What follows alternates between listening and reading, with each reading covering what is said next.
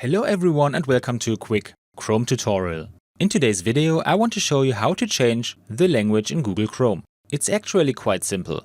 To do this I first open Google Chrome and now I click on the three dots in the top right corner.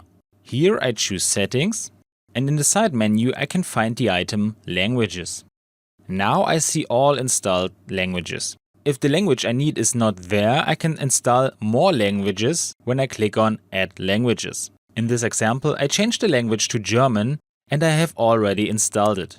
I click next to the language on the three dots and select Display Google Chrome in this language.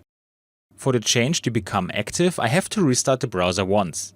To do that, I click on the button and Chrome does this automatically. And now we see that here in the menu the language has already changed.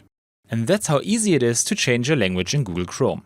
I hope you enjoyed the video and I will see you again in the next tutorial. Until then, your tutorial guy. Bye!